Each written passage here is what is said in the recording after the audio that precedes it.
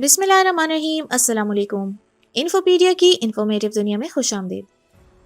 ناظرین، آج کی دنیا میں بھی معجزات ہوتے ہیں جن پر یقین کرنا کافی مشکل بھی ہوتا ہے، لیکن جب اس کے بارے میں معلوم ہوتا ہے تو انسان یہی سوچتا ہے کہ یہ کیسے ممکن ہے۔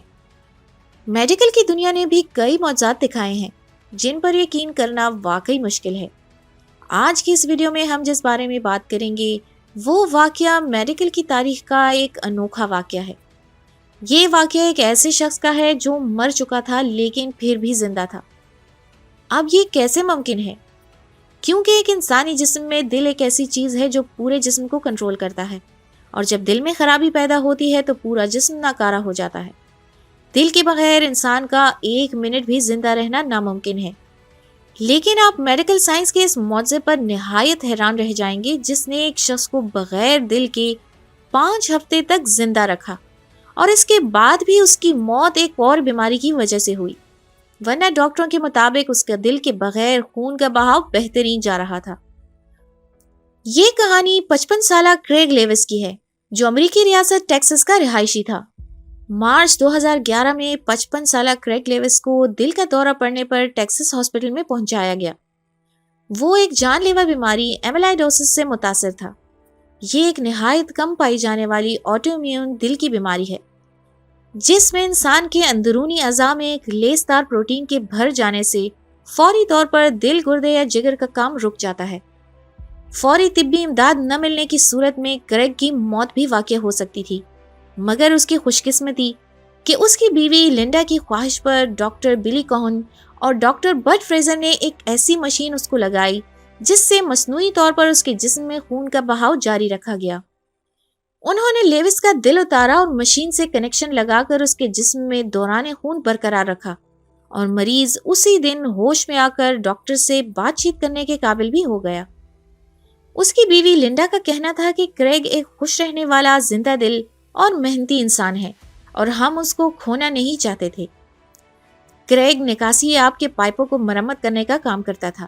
اپنی جاب سے فارغ ہو کر وہ گیراج میں کسی نہ کسی خراب چیز کی مرمت میں لگا رہتا تھا، اور ان دونوں ڈاکٹرز نے بھی یہی کیا کہ اس کے خراب دل کی مرمت کر دی اور اس کی جگہ ایک مصنوعی مشین لگا کر اس کو جینے کا ایک اور موقع دیا۔ ڈاکٹر کون ایک ماہر سرجن ہونے کے ساتھ ایک سائنسدان بھی ہیں جن کی زندگی کا زیادہ تر حصہ دل کے متبادل یا اس کے علاج کے لیے مشینری بنانے میں گزرا ہے۔ اس کیس میں استعمال ہونے والی مشین کا نام لیفٹ وینٹریکل اسسٹ ڈیوائس یا LVAD ہے۔ ڈاکٹر کون نے ڈاکٹر فریزر کے ساتھ مل کر اس مشین میں نئی ٹیکنالوجی متعارف کروائی جس نے دل کے دائیں اور بائیں وینٹریکلز کے طرز پر کام کر کے دکھایا۔ اس مشین کو جانوروں پر ریسرچ لیب میں ایک 8 ماہ کے ایبیگیل نامی بھورے بچڑے کو لگایا گیا۔ ڈاکٹرز نے ایبیگیل کا دل نکال کر 2 پمپ اٹیچ کر دیے۔ اسٹیتھوسکوپ لگا کر سننے پر اس کے دل کی دھڑکن سنائی نہیں دیتی تھی اور اس کی نبض بھی موجود نہیں تھی، اور EKG پر دل کی لائن بالکل سیدھی نظر آتی تھی، لیکن یہ پمپس ایبیگیل کا خون اس کے سارے جسم میں پہنچانے کا کام کرتے تھے۔ اگرچہ اس کو زندہ تو نہیں کہا جا سکتا تھا، لیکن اس کے باوجود ایبیگیل خوش اور توانا چھوٹا سا بچڑا تھا۔ اس کے بعد وہ دونوں ڈاکٹرز یہ مشین 70 بچڑوں کو لگا کر ٹیسٹ کر چکے تھے جن کی EKG میں دل کی لائن بالکل سیدھی آ چکی تھی اور ان میں دل کی دھڑکن یا نبض رک گئی تھی۔ وہ بالکل ٹھیک نظر آتے تھے اور وہ بالکل ٹھیک دکھائی دیتے تھے۔ لیکن کریگ کی صورت میں یہ پہلا انسانی کیس تھا جس میں اس جدید ٹیکنالوجی کا استعمال کیا گیا۔ اس میں تقریباً 48 گھنٹے کا وقت لگا، لیکن آپریشن کامیاب رہا۔ اگرچہ مریض کے گردوں اور جگر کی حالت کچھ تسلی بخش نہیں تھی اور وہ مناسب طریقے سے کام بھی نہیں کر رہے تھے۔ 1 ماہ کے بعد مریض کے گھر والوں نے ڈاکٹر سے اس مشین کو اتارنے کا کہا۔ کریگ 1 ماہ سے زیادہ اس مصنوعی دل کے ساتھ زندہ رہا اور پمپس بالکل ٹھیک کام کرتے رہے۔ ان کے کام میں کوئی خرابی نہیں دیکھی گئی۔